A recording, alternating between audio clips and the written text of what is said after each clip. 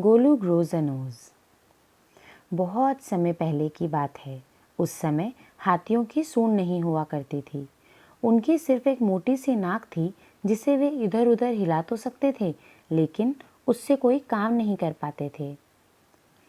उन्हीं हाथियों में एक हाथी का बच्चा था जिसका नाम था गोलू। उसकी भी अन्य हाथियों की तरह मोटी सी नाक थी। गोलू बचपन से ही बहुत जिज्ञासु था।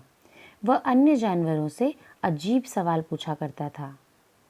एक बार गोलू ने अपनी लंबी शुतुरमुर्ग चाची से पूछा कि वह अन्य पक्षियों की तरह उड़ती क्यों नहीं है। फिर उसने जिराफ चाचा से पूछा कि आपकी त्वचा इतनी धब्बेदार क्यों है। वह विशाल दरियाई घोड़े से भी प्रश्न करता है कि आपकी आंखें इतनी लाल क्यों हैं। जिज्ञासु नन्हा गोलू फिर लंगूर से पूछता है कि तरबूज का स्वाद तरबूज जैसा क्यों होता है। किसी के पास भी गोलू के सवालों के जवाब नहीं थे। सभी को लगता था गोलू बहुत शरारती है, इसीलिए अजीब सवाल कर सबको परेशान करता है। एक दिन गोलू के मन में ख्याल आया कि आखिर मगरमच्छ अपने रात के भोजन में क्या खाते हैं। गोलू ने झाड़ी में बैठी मैना चिड़िया से पूछा तो उसने बताया कि लिम्पोपो नदी जाकर खुद जवाब ढूंढो। गोलू घर वापस आया और 100 गन्ने, 50 दर्जन केले और 25 तरबूज अपने साथ ले लिए और उसने अपने परिवार को बताया कि वह लिम्पोपो नदी जा रहा है ताकि वो मगरमच्छ के रात के भोजन के बारे में जान सके। गोलू चला तो गया था, लेकिन उसे यह नहीं पता था कि मगरमच्छ दिखता कैसे है। रास्ते में गोलू को एक अजगर मिला। गोलू ने अजगर भाई से पूछा कि उसने कोई मगरमच्छ देखा है या वह क्या जानता है कि वह खाने में क्या खाता है। अजगर अपनी कुंडली खोलकर नीचे आया पर कुछ नहीं बोला। गोलू ने उसे फिर से कुंडली मारने में मदद की और आगे बढ़ गया। कुछ दिन चलने के बाद फल खाते खाते वह लिम्पोपो नदी के किनारे पहुंच गया। वहां उसे नदी के पास एक लकड़ी का टुकड़ा पड़ा हुआ दिखा। वो लकड़ी का टुकड़ा असल में मगरमच्छ था। मगरमच्छ ने गोलू को देखकर आंखें झपकाई। गोलू ने उससे पूछा कि क्या उसने मगरमच्छ देखा है और वो आज अपने रात के खाने में क्या लेने वाला है। मगरमच्छ ने गोलू को बताया कि वही मगरमच्छ है और उसे यकीन दिलाने के लिए उसने आंसू भी बहाए। गोलू मगरमच्छ को देखकर सहम गया। फिर गोलू ने मगरमच्छ से पूछा कि वह रात के भोजन में क्या खाता है। मगरमच्छ ने फिर गोलू को जाल में फंसाने का सोचा। उसने गोलू से पास आने को कहा ताकि वो उसे अपने भोजन के बारे में बता सके। जैसे ही गोलू मगरमच्छ के पास गया, मगरमच्छ ने उसकी नाक को अपने मुंह से पकड़ लिया।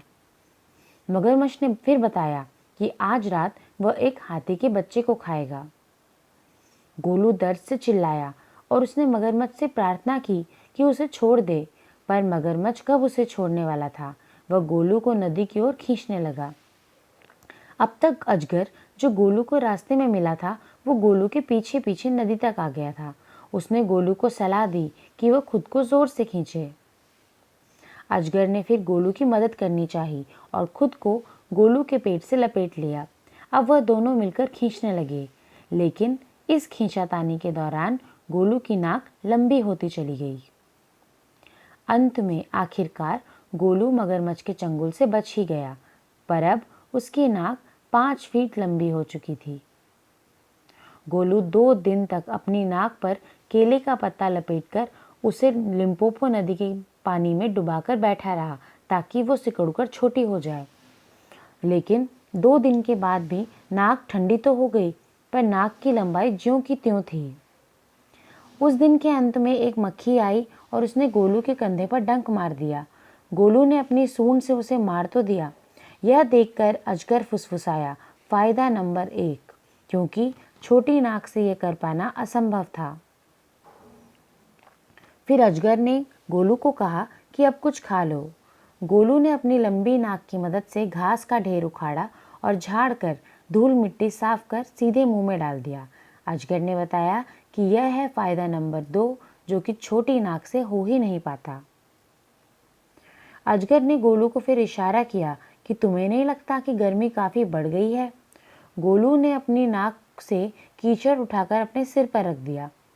अजगर फिर फुसफुसाया कि यह है फ़ायदा नंबर 3, जो कि सिर्फ एक लंबी नाक से ही हो सकता है। यह जानकर गोलू ने आभार व्यक्त किया और कहा कि वह अपनी लंबी नाक के सारे फायदे याद रखेगा। फिर वह अजगर को धन्यवाद देते हुए अपनी लंबी नाक के साथ घर की ओर चल पड़ा। अंत में गोलू ने सीखा कि अनजान लोगों पर भरोसा करना कितना खतरनाक हो सकता है। साथ ही यह भी सीखा कि एक लंबी नाक होने के कितने फायदे होते हैं। कहानी से सीख: जिज्ञासा भले ही लाभकारी हो, लेकिन कई बार हमें खतरनाक अनुभवों की ओर ले जाती है। लेकिन अनुभव चाहे कैसा भी हो, वह हमेशा एक उत्कृष्ट शिक्षक की भूमिका निभाता है।